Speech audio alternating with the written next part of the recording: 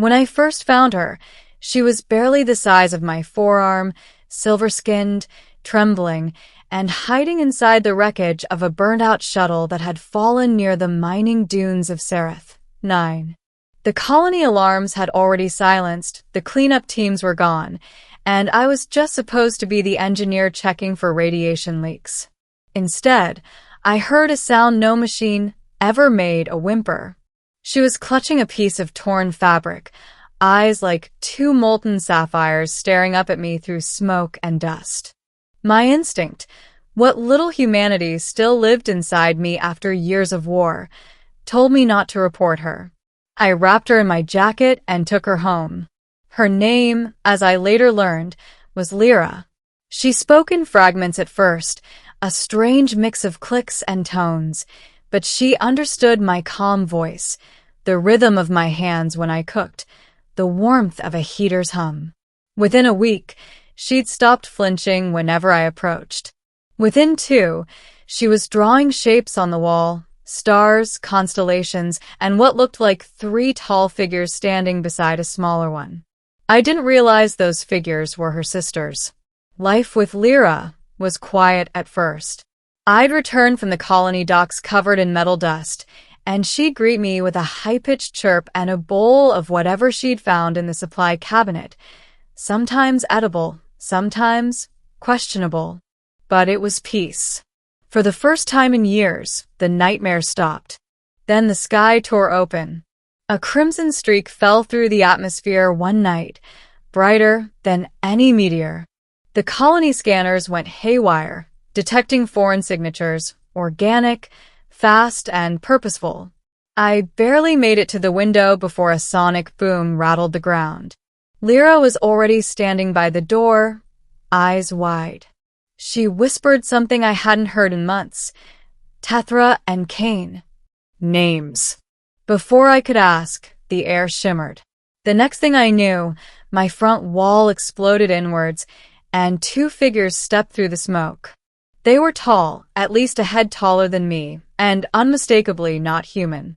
One had emerald skin with markings that shimmered like shifting ink. The other's eyes glowed amber beneath a cascade of metallic hair. Both carried sleek plasma lances that hummed with restrained power. Lyra ran to them, sobbing, and I did the only thing a sane man could do. I raised my hands and prayed they didn't incinerate me. The taller one lowered her weapon. "You protected her?" she asked in accented galactic standard. I found her. Kept her safe." The amber-eyed one studied me for a long moment. "A human," she said, almost tasting the word. "You risked much for her kind." Her kind. That's when I realized what I'd done. I hadn't just rescued a child. I'd sheltered the daughter of an alien royal line, refugees from a civil war that had wiped out half their species. Their names were Tethra, the tall one, calm and sharp, and Cain, the fiery one, with eyes that could melt steel. They explained, somewhat begrudgingly, that they'd traced Lyra's distress beacon here. The wrecked shuttle had belonged to their escape convoy, ambushed by mercenaries hunting survivors of the Zareth line. When they learned I'd kept Lyra hidden, Cain's hostility softened slightly. Tethra, however, remained unreadable. She asked 1,000 quiet questions about how I'd treated her sister, what food she'd eaten, what human medicine I'd used. Each answer I gave seemed to draw her eyes deeper into mine, like she was seeing something she hadn't seen in a long time. Trust. They had nowhere to go.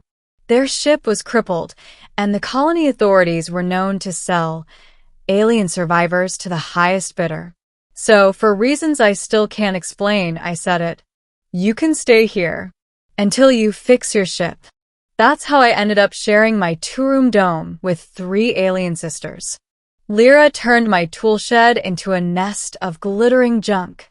Cain spent every night on the roof, tuning their weapons and muttering about honor. And Tethra, well, she commandeered my sleeping quarters, saying she needed a stable environment for her recovery protocols.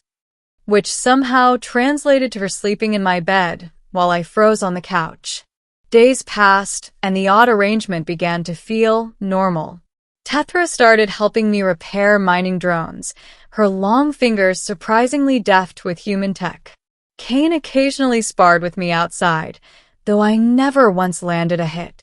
And Lyra, always smiling, would crawl onto my lap and make me promise not to leave.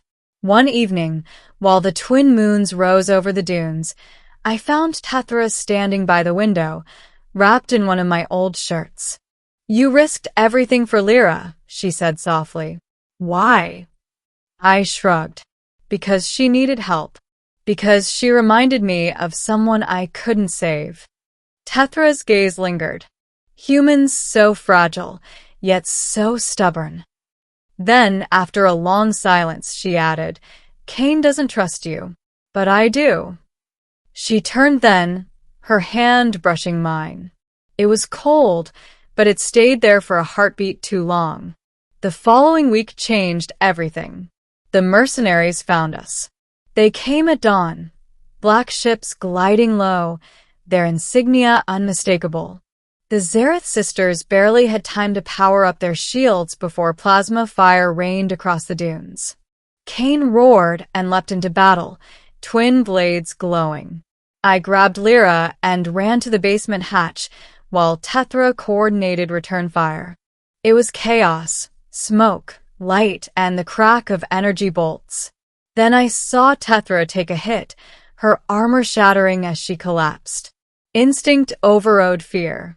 I ran to her, dragged her behind cover, and pressed my hand over the wound.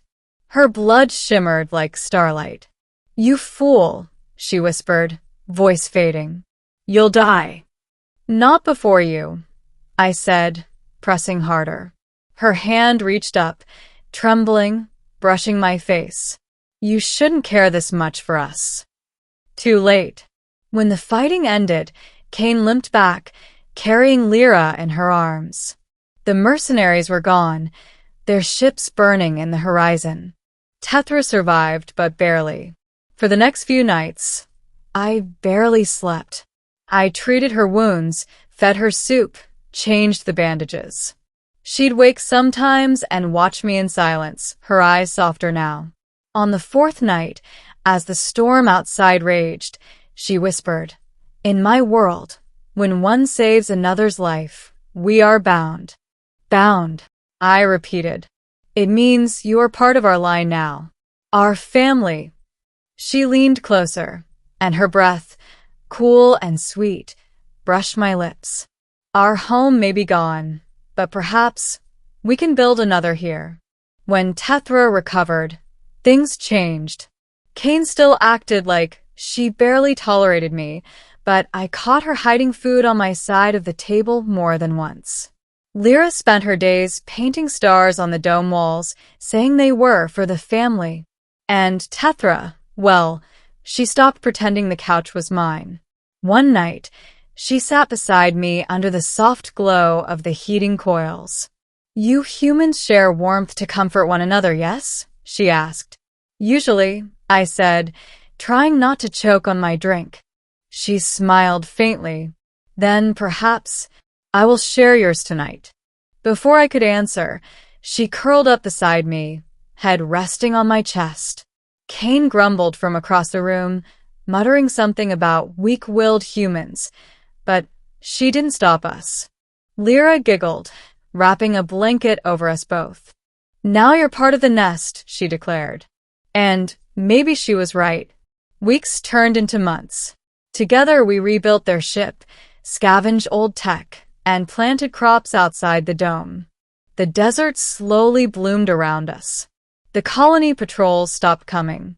Life, real life, returned.